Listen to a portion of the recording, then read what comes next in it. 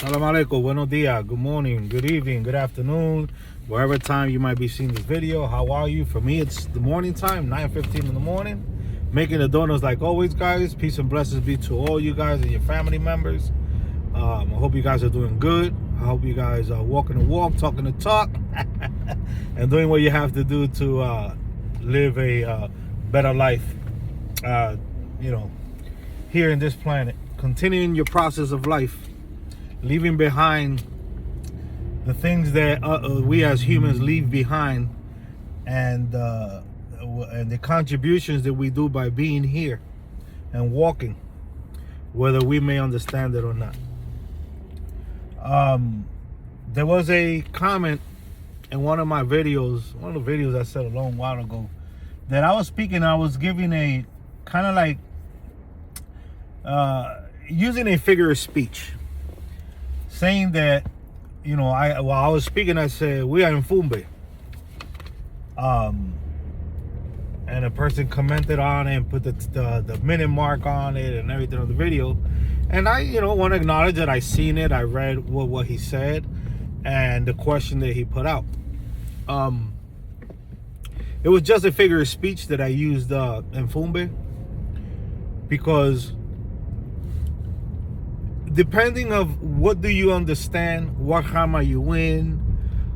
See, Palo, there's a play of words in Palo. Depending who you talk to, there could be words that you use one way and others use it to mean another thing. And this is something that happens a lot in Kisimalongo.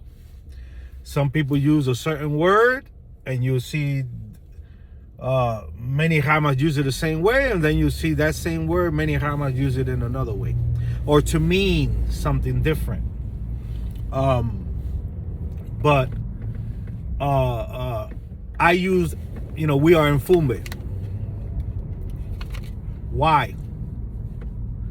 Because when you look at the root of the word, where it comes from, Mvumbi, what it means is, in all true sincerity, when you look and you find out, it means dead, deceased. It also can mean spirit. Don't we have spirits? Ain't we spiritual beings? 1 second, guys. Real quick. Gotta make the donuts.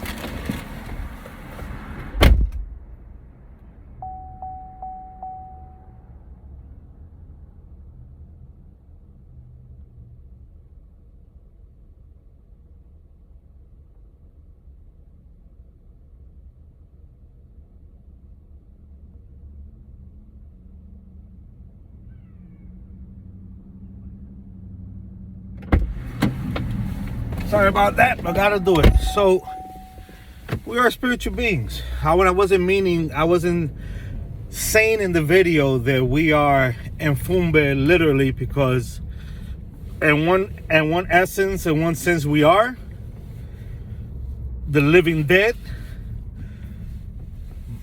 But when you want to, use it and another way, then I could say, no, I'm not in Fumbe, because I'm not deceased yet. But you see, the Kikongo use Mvumbi for dead. Here, there are some Hama, some Tata, some Yah that use Mvumbi. That does not mean that it's an Mfumbe. It's who, what Hama, what the understanding is of the words, how they use it, the play of words that it has. Now, when we say, right, Mfuidi, some say Mfuidi is that they dead already, they gone. But when you go to the root of Mfuidi means spirit also. You see how the word play is there? Depending who says it, how they understand it, what Hama they in, Palo is not something that all the words that people use are they mean the same. They to their understanding are the same. No, it's how they were taught, what they understand, and what they have used for many years and decades. So, you know, we could all go down and get to the literal sense of it. But to get to the literal sense of what the words mean, you have to go into the Kikongo. And as we know and we understand, we don't practice Kikongo the way the Kikongo is practiced. We practice a totally different tradition and religion, if you want to say, called in Kisimalongo, Palo Mayombe, Palo Monte. You know, we're always different branches and trunks that come, you know, from these lines. So, you know, you also will see, right, that, here, Enfumbe for some means a spirit that's attached to its skeletal bones, his skeleton. You'll hear that also. And Enfumbe is a spirit that's still attached or recognizes or is still some way, somehow attached to its bone. Whether it's the whole skeletal bones or a bone from that being. And you see that some Kisimalongo practitioners will use a bone. Some will even debate that there's a certain type of bone for a certain part of the body. There's the bone that you use. And that's up there for, you know, for those who want to get into that debate, but not for me. I don't get into those debates. Then you have those who say Ndundum, ghost.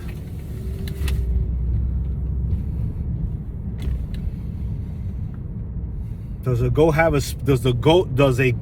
a spirit?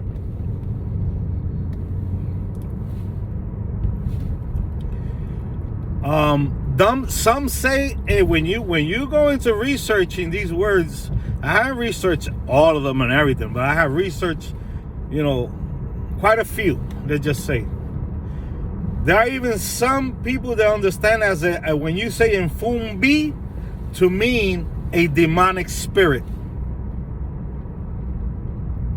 But you say that to a Tata that doesn't understand that way, he'll tell you, no, that doesn't mean that. But there are people who understand that word as being a demonic spirit.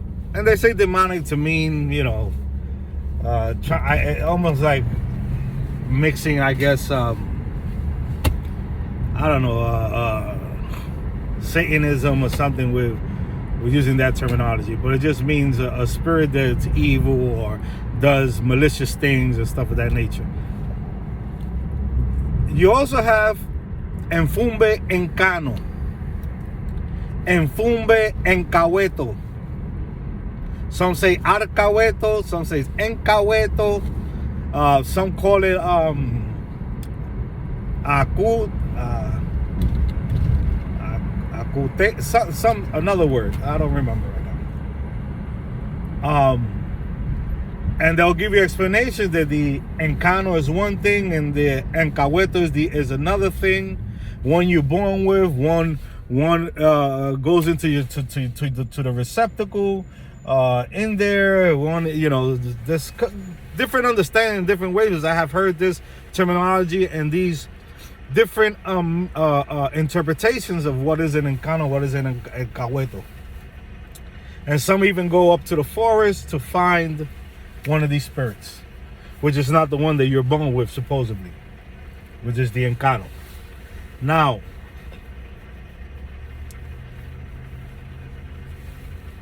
depending of what Rama you in, what you understand, how you was taught, these words, you know, they interchangeable. there's a play of words. It's, you know, it's not the same thing. You know, Kikongo has many dialects, many words that, depending of the tribe of the, you know, of the Congos that came, you know, might have spoke or said something different or in another way, you know. So depending of who learned or understood what those words mean and all that, then they're gonna keep on showing it and teaching it that way. But you see, if you go to the root of the word, it might mean the same thing or it might mean something totally different.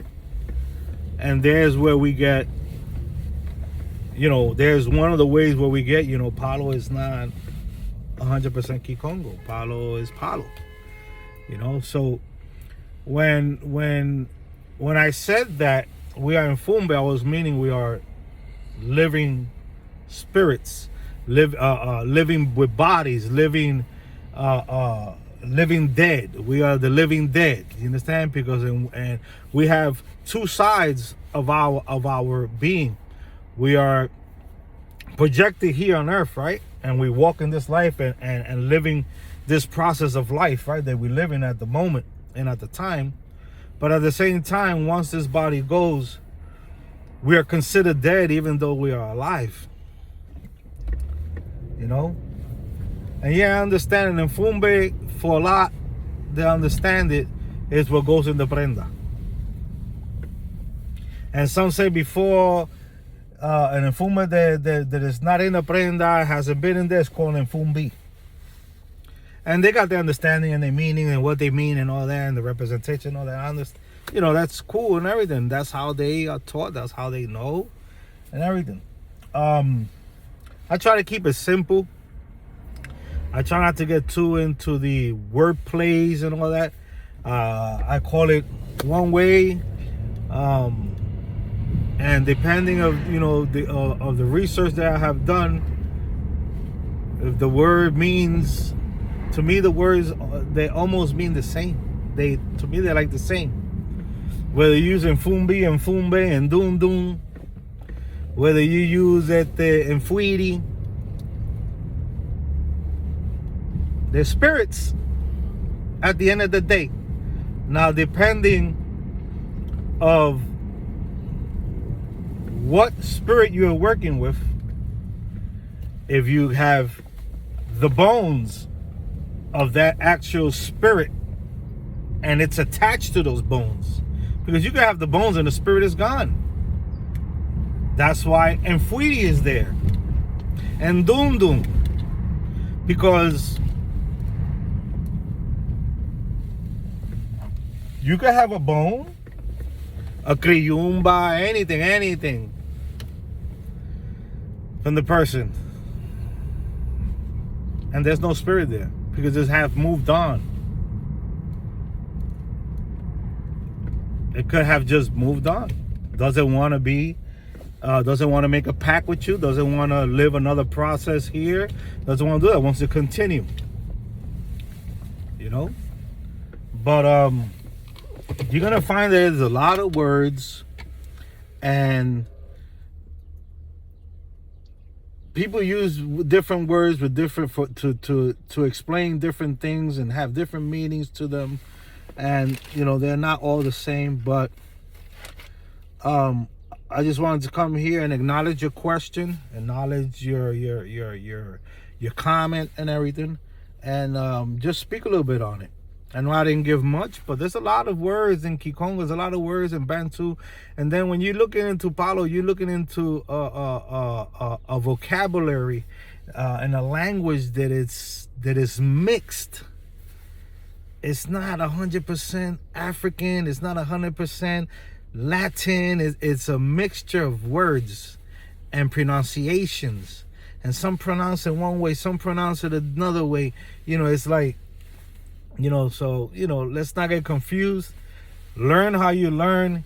Keep the understanding that your elders give you, and keep it going. You know, what can we do? We can't do nothing else, you know. But anyway, guys, I pray you guys have a great day. If anybody wants to leave a comment, you can go ahead and leave a comment respectfully, and I'll be happy to read it and maybe respond.